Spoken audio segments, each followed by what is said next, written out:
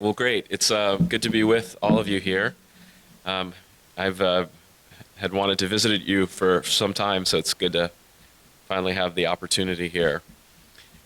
Uh, so I wanted to begin with a story here from an event that was fairly significant in my life in the 1980s, and it's the city is called. We could turn it off actually for a few minutes. Then you got it. Okay, and we'll turn it on in a little bit. Distract people with all the pictures of happy places. Uh, yeah, there we go. Thanks. So, yeah, this was an event that happened in the 1980s in a city called Bhopal, and some of you may know. Does that name ring a bell? No. Okay, so it has to do with a very interesting event, very tragic event actually.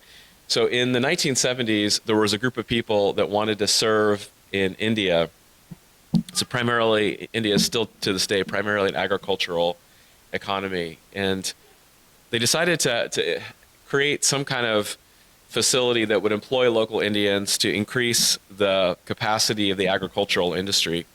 And so in 1976, they began building a huge plant, basically to make fertilizers and things like that that would serve the economy there and grow the industry. So they did this. It employed local Indians. It seemed to be going well. But then in 1976, two trade unions started to complain about pollution inside of the plant. And in 1981, there was a worker who was handling a chemical called phosgene. I've actually worked with it. I have a PhD in chemistry, and it's a very dangerous chemical. And he was working with it, and he accidentally splashed himself with some of this phosgene, and he panicked, and he took off his gas mask, and he inhaled the gas from this phosgene, and he died 72 hours later. That attracted a bunch more journalists to this particular plant in Bhopal, and one journalist named Raj Kumar Keswani published in a paper, he said, "Wake up, you people of Bhopal, you're on the edge of a volcano." He felt it was not safe. Jump forward, 1982, in January, another phosgene leak happened that led to 24 people being admitted to the hospital, and they weren't even wearing any protective equipment. 1 month later, there was another leak that affected 18 workers. In August 1982, there was a different chemical that leaked that caused burns on one individual's body. On and on it goes. And from 1983 to 84, there were various leaks of chemicals like chlorine, monomethylamine, phosgene, different combinations there. But then the big event happened, and this is what affected my family. The big event happened in December of 1984. The plant actually exploded, and 8,000 people died there. And so to this day, if you go to India and you use the word Bhopal, it's like September 11th here. Everyone remembers that. And it strikes a note of great sadness there. And so the question is what happened? How did we have this event that 8,000 people lost their lives over? Particularly when the whole thing was good, was well-intentioned. They were trying to help the economy. They were trying to serve India. The reality is that there was poor training. There was a lot of cutting corners. There was a ignoring of warning signs, and people just kept on going. They didn't stop and say, like, something here is fundamentally wrong with what we're doing. They just kept on going there. And again, it's because they had good intent. I think that everyone said, like, yeah, it'll work out. We'll keep going here. I see this as one example of many in the world of where people who have good intentions can actually cause great harm. And they're not really paying attention to warning signs all around them, and they're just going forward, going forward, going forward. And things are happening that shouldn't be happening, but instead of like pulling the alarm and saying, stop, let's get things right before going on. They just keep on doing what they're doing. So what we're going to do here is look at one passage in the Bible. So if you can look in your Bibles or your devices to 2 Peter chapter 1, we're going to look at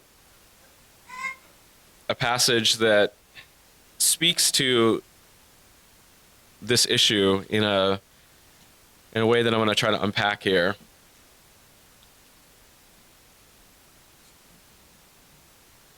Second Peter chapter 1.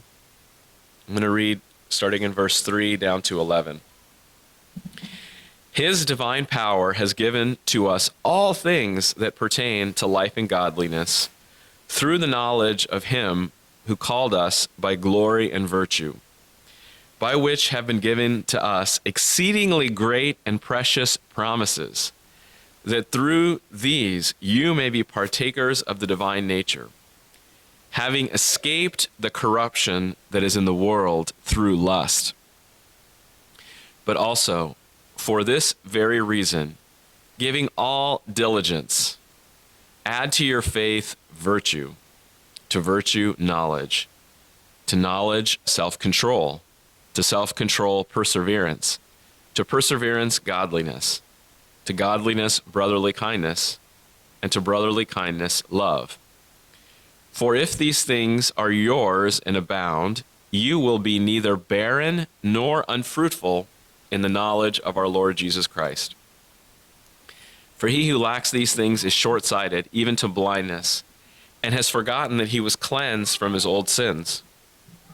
Therefore, brethren, be even more diligent to make your call and election sure. For if you do these things, you will never stumble. For so an entrance will be supplied to you abundantly into the everlasting kingdom of our Lord and Savior, Jesus Christ. Okay, so what is this passage about? The first few verses here, so if you look at 3 and 4, it says that God's power is available. It's accessible to anybody who wants it to attain life, to attain godliness, and there's all these amazing promises that are there that if you partake in those promises, you can have the divine nature. And then what he says in verse 5 is he describes this almost like a tower of qualities.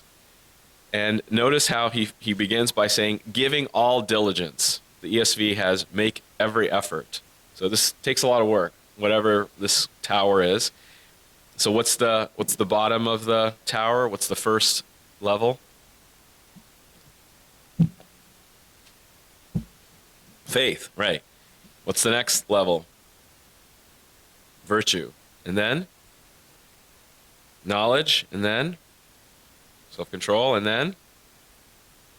Perseverance. And then? Godliness. And then 2 more. Brotherly kindness. And then? Love, right? So that's the tower that he describes there. And what he says in verse 8 is he says, if you have these and they're growing, they're getting stronger and stronger, he says you're not going to be barren, you're not going to be ineffective, you're not going to be unfruitful. But he says there, you have to give all diligence or make every effort. And in verse 10, he repeats that. Be even more diligent. Okay, so these are words that should call forth a sense of like, hey, this is actually hard work. This isn't just going to fall into your lap. I have often thought that we are too unstructured and loose and everything is just like really kind of, yeah, we'll sort of figure it out and kind of bumble through Christian life, through church life, and not as much of a disciplined effort in what the Christian life should be. You know, if you do any significant field, if you do medicine or law or engineering or something like that, you've got to do all these tests. You have to take competency exams, you know, and I'll use the example of medicine. I went through that as a doctor. So you have to take the SAT or the ACT to get into college. It's a hard exam. It's a couple of hours. Then you got to do 4 years of college. At the end of your 4 years, you have to do a 6-hour test called the MCAT. the medical college admissions test, where they're going to test you on everything from organic chemistry to physics to biology. Then after that, you go to medical school. You do 2 years of classes. At the end of that, you do a 12-hour test. I still remember taking that. I was just exhausted after having done a 12-hour exam. And they test every little facet of what you, and if you fail that, you're not going to go on. Then you do a bunch of clinical experiences, you pediatrics and surgery. At the end of every one of those rotations, you have to take called a shelf exam to show that you have competency in that. Then after that, you do an 18-hour test in your 4th year. You spread it out over 2 days. On and on it goes. I'm going to talk more about this later, because people realize, like, we don't want someone doing surgery on someone if they're not competent, if they haven't demonstrated competency, right?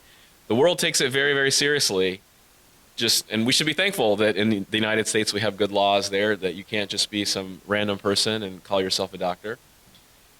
But it's so tragic, isn't it, that the Christian world, where the stakes are much higher, it's just like, yeah, whatever, just figure it out, just sit around here and think some nice thoughts, listen to some sermons. No competency testing, nothing that calls forth the kind of diligence that the world requires in its disciplines, even though the stakes are much higher. You hear all these phrases like, oh, it's all about the heart. Nobody would ever buy that in the world of medicine. Nobody would ever say, oh, it's just, if you think you're a good doctor, that's what counts. Or if you just feel good about yourself, then you're qualified. Nobody would ever do that. One of the things that not only is it the case that the Christian world is a world of, like, very, very low discipline, very little structure, very little competency. When people actually start to step out in ways that are actually rigorous and are going out and doing hard things, you get criticized for it. So D.L. Moody, in the early part of the 20th century, he really wanted to think deeply about evangelism and outreach and take it to new levels of rigor and discipline. And of course, he gets lots of criticism, right? Anytime you try to do something bold and different, you're going to get all kinds of criticism. And so people criticized him with some of the same cliches, some of the same nonsense phrases. Oh, it's just about the heart, and why do you want to organize this and that? And I always like his answer here. He said, I like my way of doing something better than your way of doing nothing. And he put it very bluntly there. He says, I'm actually doing something here. I'm trying to apply myself and my gifts to this, and you're all criticizing me, and you're doing nothing. And so it's a good line to remember. I like my way of doing something better than your way of doing nothing. What Peter is saying here is he's saying that if you are pursuing this with all diligence or making every effort, he says, if you do that, you're going to be effective and fruitful. The implication is that if you're not, you're not. If you're not being effective, if you're not being fruitful as a family, as a church, there's something broken in this tower that's supposed to be being built. There's some quality, there's some virtue that isn't there, without which you can't grow. We could spend hours and hours going through this tower here. We don't have time to do that. We're just going to look mostly at one of them today. The last two are ones that I want to draw attention to. The New King James, which I read from, says brotherly kindness and love. The ESV has brotherly affection and love. The brotherly kindness word, you all know that word in Greek. It's Philadelphia. So Philadelphia is the city of brotherly love. And then love is agape there. So those are the last two that are described there. And I'm going to just spend some time here looking particularly at these two, love in particular. My thesis is that it's the top of this tower structure here, and it's the one that you can very easily tell how someone is doing, both individually as well as corporately. Okay, and in particular, what we're going to do is I'm going to say that if you lack biblical love, and everyone thinks they're loving, but in an undisciplined way. But if you lack biblical love, you're not going to succeed. You're not going to succeed in evangelism. You're not going to succeed in your family. You're not going to succeed in your personal life. You're just not going to succeed. And what we're going to do is we're in particular going to look at Jesus as the master teacher of this and how he introduced this. I often think about how amazing we have in the Gospels in particular, this portrait of Jesus as the one who can most effectively teach what love is. Do you remember what they said about Jesus when he was standing outside the tomb of Lazarus? Anybody remember? Yeah, behold how he loved him. Like people they were so captivated by how effective and how loving Jesus was there. Okay, so let's look at some examples of this. I'm going to give you a few points here. So the first point is that Jesus' love begins by looking at people, like eye-to-eye contact, direct eye-to-eye contact. Okay, so in the story of the rich young ruler, we know this story. The way that Mark records it, and I love Mark's description of it, it says that, of course, you have this rich young ruler who comes running to Jesus. He says, hey, teacher, what do I have to do to inherit eternal life? And the next line, it's easy to pass over that, but it says that Jesus looked at him and loved him. I love that. Jesus looked at him and loved him. I would have loved to have had like a video camera or a photograph of that picture there. Jesus was very thoughtful, intentional, and loving, even with his eyes. And this is how so much of how people even feel appreciated. It starts with just actually looking them intently in the eye. You know, we live in a world where people look down, they look around, everyone's nervous, but people don't do that. Another example is, we won't read this one, but in Luke chapter 7, there's this story of this woman who is weeping because she's a widow and her eldest son has just died. Her only son has just died, the widow of Nain. And what Jesus tells the disciples is, he says, do you see this woman? You know, most people are just looking at the crowd as a whole. They're too busy with their lives. But what Jesus says is, do you see this woman? He says something else, something similar when Simon criticizes the woman who comes in and pours the perfume on Jesus' feet and wipes Jesus' feet with her hair. Everyone's judging her and sort of upset with her. And Jesus says to Simon, do you see this woman? Again, like most people don't actually see her. They're quick to judge her. They're quick to jump to conclusions, but they don't actually see her. It's very powerful to think about this. When I was in medical school, you have to do a lot of the jobs that people don't, that like the doctors don't want to do. You're kind of like, that's how you learn, right? You just get the leftover jobs thrown your way.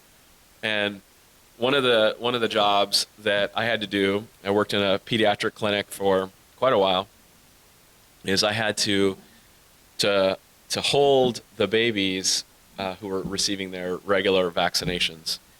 So we'd first offer to the parents, do you want to hold your baby? Some of them were just too emotional, they don't want to do it, and so they let the medical students do that, or ask the medical students to do that. And so I had to do that, and you hold these cute little babies, they have no idea what's coming, they're smiling and cooing at you, and then the needle goes in, and they start crying and all that. And I remember very vividly there was one time where this offered to the mom. Usually the mom is the one who brings the baby in. Oh, do you want to hold your baby? No, I can't bear to do it. I can't bear to do it. It's going to be too painful for me. I said, fine, I'm glad to do it. So I'm holding this baby. Baby gets the vaccine, same thing. Baby starts crying, and the mother is across the small little patient room, and I look at her, and she's just weeping and bawling just at seeing the pain of the baby. And I remember thinking, see how she loves this baby.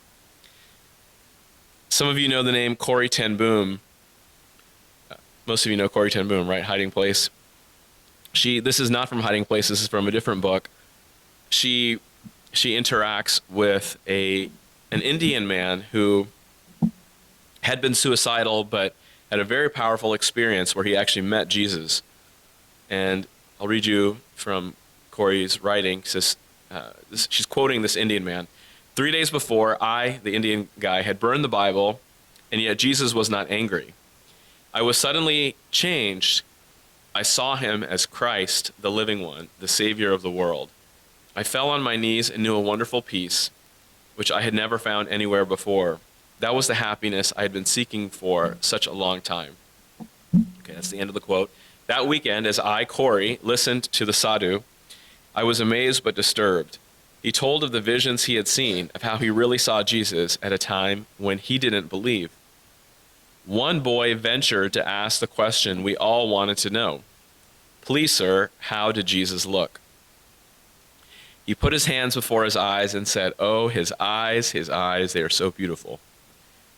Corey again. Since then, I have longed to see Jesus' eyes. Okay, so this is the first step in this. And I will tell you, most people do very, very poorly at this. Most people do very poorly at really learning to look at people and engage with them and care about them through the first step of looking at their eyes. And if you want to know how you're doing there, ask people for input. Ask a few people around you that know you and say, how are you doing?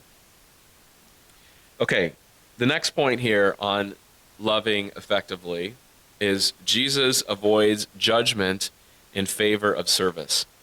Okay, so I'm going to read you the story. You don't have to turn to it. You probably know it. I'm sure you know it. It's in John 9, where it says, starting in verse 9, as he, Jesus, went along, he saw a blind man from birth.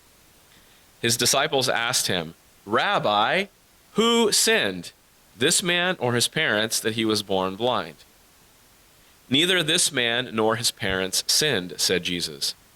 But this happened so that the works of God might be displayed in him.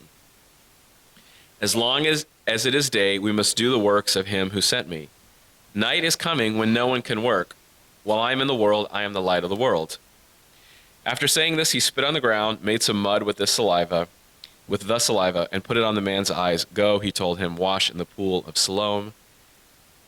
So the man went and washed, and he came home seeing.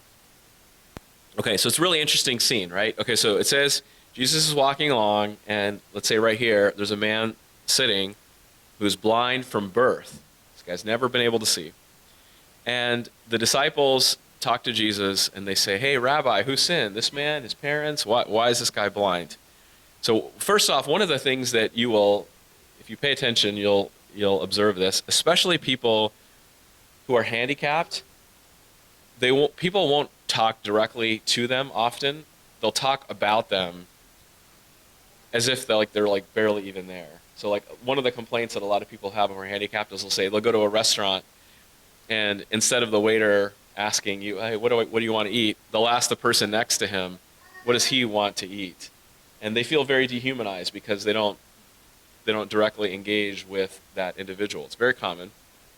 And here, the disciples do that same thing. The guy's right there in front of them, and they decide to have this philosophical conversation about why this person is blind, even though he's right there in front of them. Hey, did he sin? Did his parents sin? I mean, again, picture that, right? This guy's right there, and they're having this conversation. I've seen this myself a lot with homeless people. It's like, hey, if we give this guy some money, is he going to give it? He's going to use it for alcohol? Is he going to spend it on drugs? And you have these big philosophical conversations, and a few feet away from you, there's somebody who's, like I said, a homeless guy who is asking for money. It's very easy when you have someone who is in a perceived situation of need to flip into a judgment mode. I think the problem's this. No, I think the problem's that. And you go on and on. But Jesus is very interesting in that he says things like this. This is one example in John 12:47. He says, I did not come to judge the world, but to save the world. Jesus doesn't come to sit around and make philosophical pronouncements about causes of illness and things like that. No, he's going to come and just heal people where they're at. I'll read to you from one author who puts it really well. He says, "Judgment is knee-jerk, quick, and bereft of thought, while compassion is slow and thought-filled. Judging separates and thus destroys community. Compassion unites and creates community." Okay, so there's two tracks that you're on, one of the two. And I promise you, if you start to pay attention to your mental state, you'll notice this. You can be in a judgment track, and a judgment track is about, again, like making these pronouncements about why someone is in this problem. It puts distance between you and them, and it leads to separation. The compassion track is where you put that away and you think, you know what, I'm just going to serve this person, I'm going to help this person, I'm going to care for them. This applies to your parenting. This applies to how you engage with a person in the world. This applies to how you engage with one another. When you have thoughts about a person, again, watch yourself. There's a track that you will go on that's the judgment track. And hey, I'm really good at getting on the judgment track. I'm speaking here as a person who massively has to face this problem. And what's wrong with this person? Why do they keep doing this? Da da da da da da da da da da da. Right? You just go on and on and on about these things in your mind, and you end up creating distance in your mind between you and them, and they seem like a worse human as a result, and you have all kinds of barriers that have existed there. I'll read to you from another author. This is Henry Nouwen, and some of you know him. He was a Harvard professor. He was a Harvard professor who decides to quit his job as a Harvard professor to take care of adult handicapped people. It's amazing. The world would say step down. You're teaching some of the best, brightest students in the world, and now you're going to go from that to having to like groom people who can't take care of themselves. And he says it well. He says, "Compassion can never coexist with judgment because judgment creates distance, distinction, which prevents us from really being with the other. Do not judge and you will not be judged is a word of Jesus that is very hard to live up to, but it contains the secret of a compassionate ministry." You know, when you look at the Gospels, hopefully you're continually impressed at how tax collectors and sinners flock to Jesus. Jesus is just a magnet for them. Whereas the Pharisees and the scribes constantly, judging, criticizing, creating all this distance there, right? Jesus was the master of living this out and embodying that. And I'm going to challenge you on this, even internal. I mean, like I said, it starts internal. It starts in your own, with the relationships that are closest to you. This is a very, very powerful principle here. I think most of us, if there was a house on fire, just across the way, if there was a house on fire, like, how many of us are going to go there and we see the house burning and someone's, shouting, "Help, help." How many of us are going to ask, "Hey, have you paid your rent before I rescue you? I need to know that your rent was actually paid." We're not going to do those things, right? But yet, that's exactly what it is when so often when we face people, we get involved in all the thoughts that aren't even the main point at the time of how to actually serve effectively. Okay, so Jesus' love begins by looking at people. Jesus avoids judgment in favor of compassion or service. Okay. The next point is that Jesus taught love through mentorship. Jesus taught love through mentorship. Okay, so this is a very important principle here that I want us to grow and understand in. I mentioned to you before that in fields that really matter, there's a lot of structure that is placed on them. Again, I'll use the medical field as an example, where they want to see that you have specific competencies before you progress, and they're not going to let you go on. And I'm so thankful they don't let you go on until you've demonstrated these competencies. And in particular, one of the things that they do is, can you turn the screen on?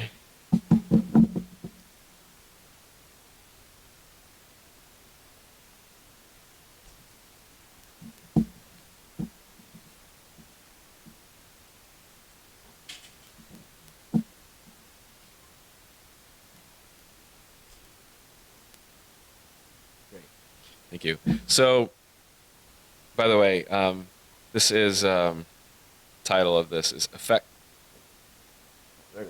Effective Love. Let's stop playing games. So, one of the ways that we see the best training occur is in the following manner here. So I'm going to use a medical example, but this applies to all fields: scuba diving, anything. So there's this step here of where you give instructions. Okay, so this is where. Okay, so in the analogy of medicine, you do have to sit in the classroom for. You have to do a lot of college, but medical school is just 2 years. The first 2 years are pure classes, and you're going to learn about endocrinology and cardiology and pediatrics and all that. You just learn a lot of important facts. So that's this step here. Actually, I'll show my pointer. That's the step here. So you're just sitting and you're learning. And then the next step is you actually observe other people doing medicine, and they let you help a little bit, but they're the ones that are doing it. Okay, so this is the next 2 years of medical school, years 3 and 4, and then like the first year of your, it's called residency. What you're doing is you're observing people who have a very high degree of skill. They've been doing this for years and years and years and years. They slowly but surely let you do more and more. Like, okay, so in surgery, okay, can you tie a knot with just the instruments in surgery? You know, like it's not easy. You got to learn how to do that. Can you suture a wound? Can you diagnose a patient? Right. So there's all these things where you're watching them do it, and then slowly they're letting you do more and more of it. And then eventually you come to this box over here, where what happens in this box is you're doing it, but then somebody's watching over your shoulder. Like you're the one who's mostly doing it, but you have some supervision there. That's the support phase there. And that's like years 2 to 4 of your residency. Okay, so that now you're about you're about 10 years out after high school to this point where they're letting you do things on your own, still being observed. Finally, at that point, when you're all done, this is the end of your residency, they're like, okay, you can do it now, and we're going to expect that you repeat this and you teach others, okay? So this is the basic cycle here. Now, it's kind of, okay, I'll use another example. I've actually never scuba dived, but so this is just what I've heard. You know, you don't just go from reading a book on scuba diving to like jumping down to the bottom of the ocean, and like you're gonna kill yourself, right? Nobody would ever allow you to do that. So first, you watch some videos, you read some things, and then they put you in just a swimming pool, or just a regular swimming pool, and with very close supervision, they teach you how to do all the different steps with the tank and all that, and it's very carefully monitored. And then eventually, in order to be scuba certified, then you go out into real ocean and real water, and you're doing it in conjunction with other people. There's still an instructor there who's observing you. And then after you've logged a certain number of hours, and they trust you to do it on your own. Okay, so that's obviously a much shorter time frame than medicine, but it's still the same process. Again, because they don't want you to kill yourself trying to scuba dive, and you're going to run out of oxygen at the bottom, right? So if it's high stakes, this is the basic pattern. Okay, so this individual here, his name is Ken Blanchard. I don't know how many of you know him, but I find him very interesting because he came into the Christian world later on in life. He was a very successful business person, and what he talks about here is when you look at this normal flow of any field, like of any high stakes field, you can think about it as being, like I said, a 4-step process: 1, 2, 3, 4, and he says that direct, coach, support, delegate is what you do in all serious field. And this is what he said about when he came into the church. He came into the church and said this. He says, what you never want to do is go from directing to delegating. Okay, directing, this is the direct step, and this is the delegate step. Okay, so he said, what you never want to do is go from directing to delegating. When you do so, you produce disillusioned learners. And I know of no organization as notoriously guilty of producing disillusioned learners than the church. He's like, wow, people just like hear some sermon and it's like you're supposed to go off and do it, and they're like, I have no idea, like what I, and we've just seen this like for generations, this basic model at play here. Instead, it should be, if I look at these boxes here, it should be more like this. This is now putting Christian language on it. Directing is really the truth. You learn the truth. Tell me what, tell me why. Coaching, the Christian word we use is equipping. Show me how, and you're going to do it with me. The Christian word for supporting is accountability. Get me started, keep me going. Okay, I'm going to be doing it, but I need some accountability there. And then finally, the last one, delegating, we would call that mission, where you're being sent out. And of course, the whole thing is wrapped with prayer, supplication and prayer. Pray for me, pray with me. Okay, you can turn it off. I'm going to show one more slide later on, but let's shut it off for now. Okay, this is incredibly important. This is I think one of the great failures of the Christian model that Jesus, however, did totally differently, right? Jesus' model was based on that two-story diagram, every one of the steps. He taught truth, but then he went and did it. I'm giving a long series to the book of Matthew. You can, some of it's on YouTube, not all of it, but some of it's on YouTube. You can watch some of this. And Matthew 5-7, he gives a Sermon on the Mount. Matthew 8-9, he models it out. And then in Matthew 10, he tells his disciples to go out and do it under supervision. And then eventually by Matthew 28, he releases them to do it on their own. This is very, very important. Now, I will say that one of the obsessions in the modern Christian world is leadership. Like, man, we get this asked all the time in Followers of the Way. What's your leadership model? Leadership. And there's a big part of me that feels like you guys got it all wrong. You're way too concerned about leadership, and you don't care first about the training and the mentorship to get to the point of being a leader. Like, I can call anybody a leader. I can do whatever. But who cares? That's like meaningless to me. I care about what are the steps that you've gone through to get yourself really, really well equipped by being under specific people for long periods of time to the point where you're actually very competent and well equipped.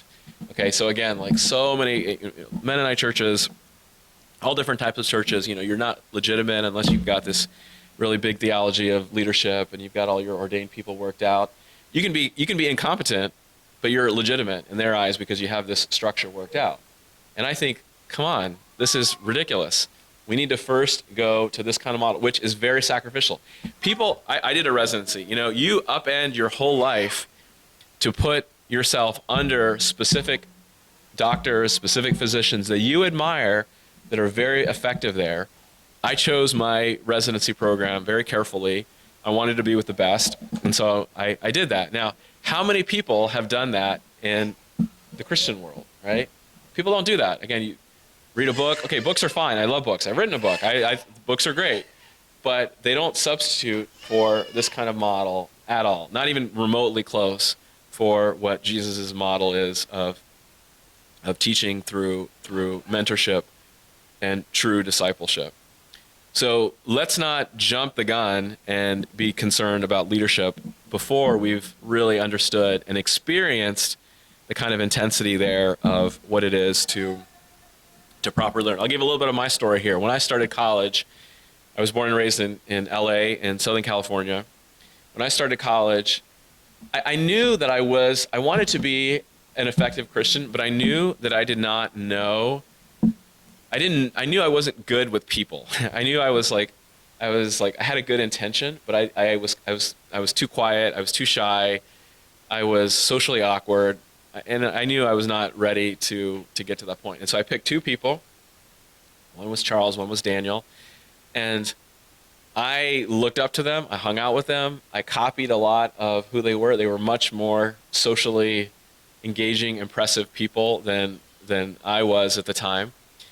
And I spent 4 years with them, and I grew so much through that time that by the time I was done with my 4th year, my social confidence and capacity was vastly higher because I had put myself through those years there of really learning under them. One of my one of the highlights of my college experience was being able to lead many people to the Lord my senior year as a result of largely this diligence that was applied in learning under people that were more skilled than I was.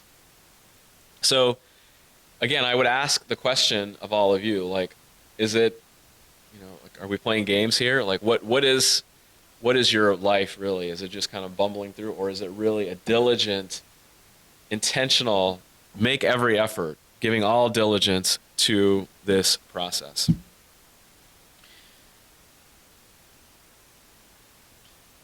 This I'll give one more point here, and then I have a lot of things I could talk about, but I'll try to wrap up in the next little bit. My fourth point is that Jesus' love was effective at winning the lost. Jesus' love was effective at winning the lost. So it goes without saying, when you look at Jesus' life, that he won many people over into the kingdom, and that's something that we should all be aspiring to do. I hope you were struck by this expression in verse 8 of our 2 Peter chapter 1 verse, where he says, if these things are yours and abound, you will be neither barren nor unfruitful. Okay, so barren nor unfruitful there. I hope you all are deathly afraid of being barren and unfruitful. Right? That should be something that you're just terrified at. One of my life verses, I say this verse a lot, some of you probably heard me say this, is Paul writing to the Thessalonian church in 1 Thessalonians 2. He says, what is our hope or joy or crown of boasting?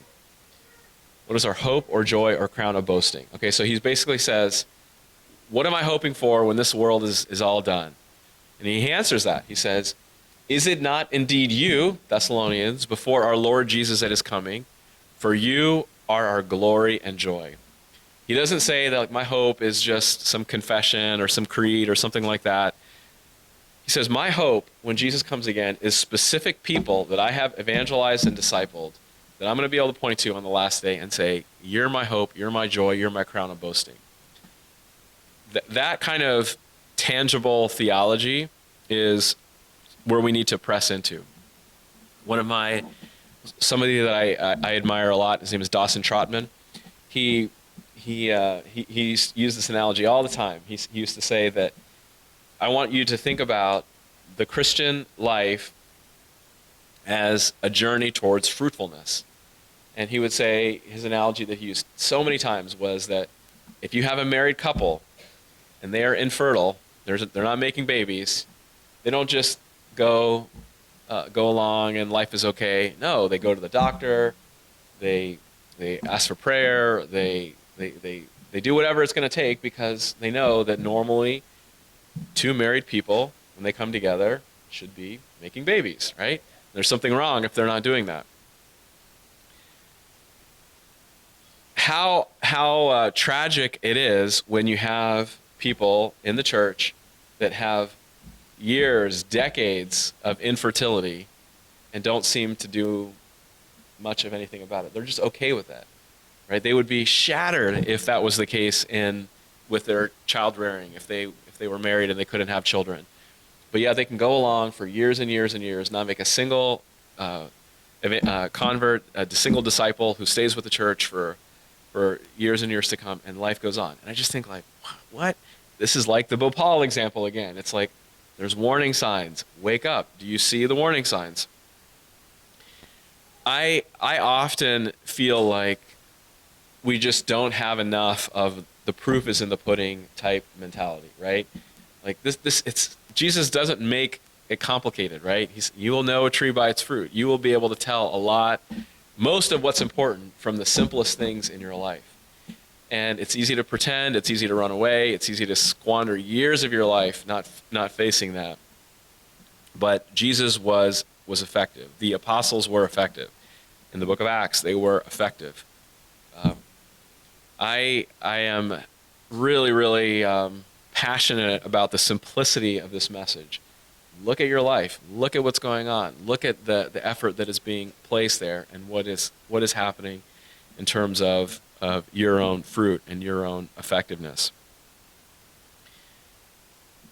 I feel very, very strongly about this. Man, things have been going really well in Boston. I was a little sad to actually be here this week because we have a young Chinese man who's being baptized as we speak there.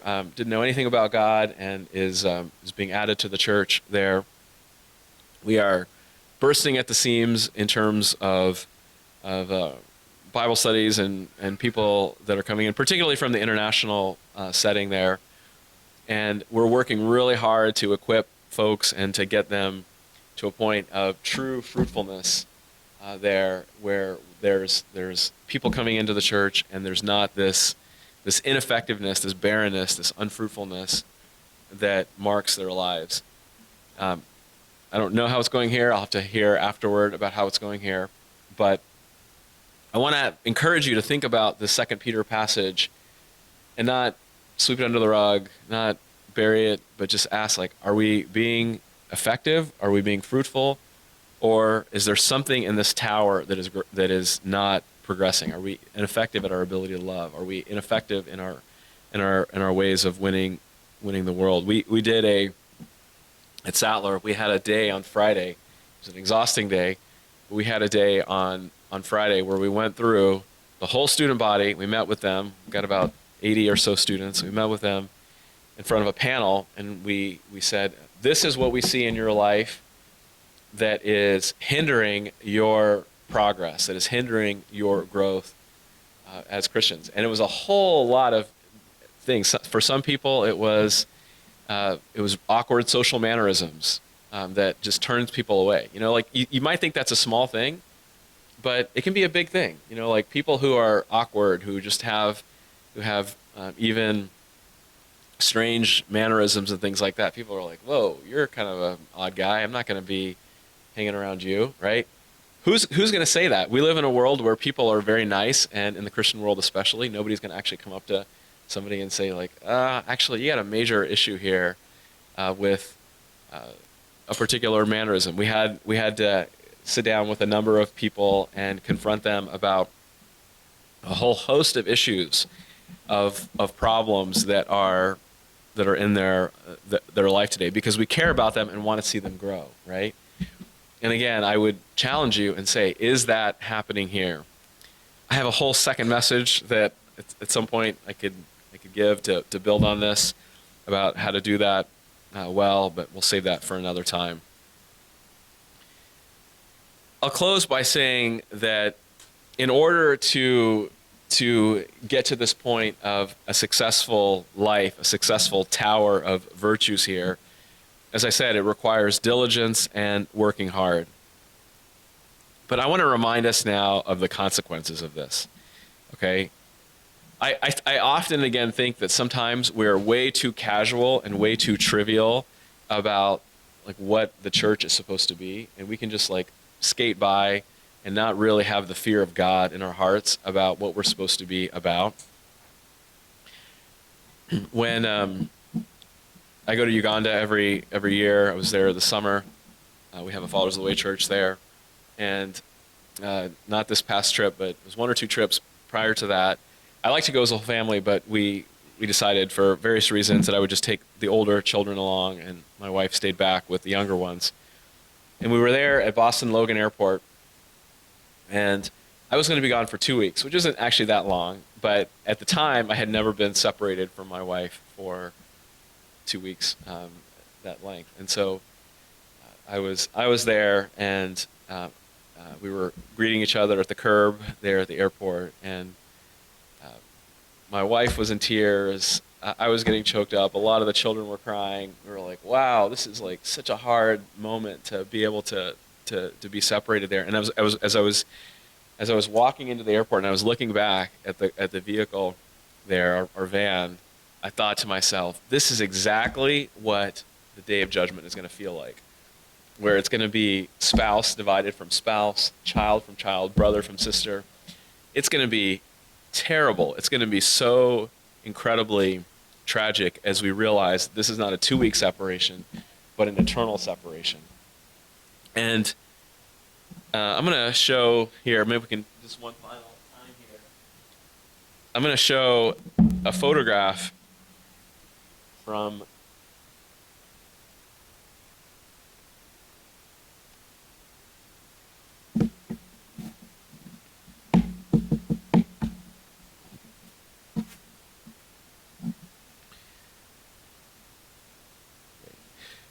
the Bhopal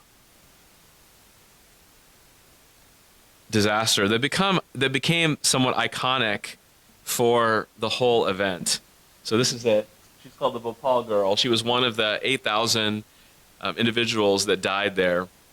And whenever I see this photograph, I think, wow, I can hardly even look at this. The tragedy of this little girl who did nothing wrong and who died is the result of negligence and a lack of diligence that people that should have been more responsible just didn't do. Again, this is a small taste of what it will be like as we face the eternal judgment. It will be far worse than this as we think about eternal destruction. So again, I want to challenge you here. How's everyone doing here? Are you playing games? Or are you making every effort to apply yourself in this growth journey of having the virtues that were described there in 2 Peter manifested in your life, that you would be living an effective and fruitful life? Use this picture as motivation to remember the consequence of what this is, the potential that's here. It's easy to squander, as I said, days and months and even years in all of this, but I want to challenge you to not settle in that mentality. All right, we'll close in prayer.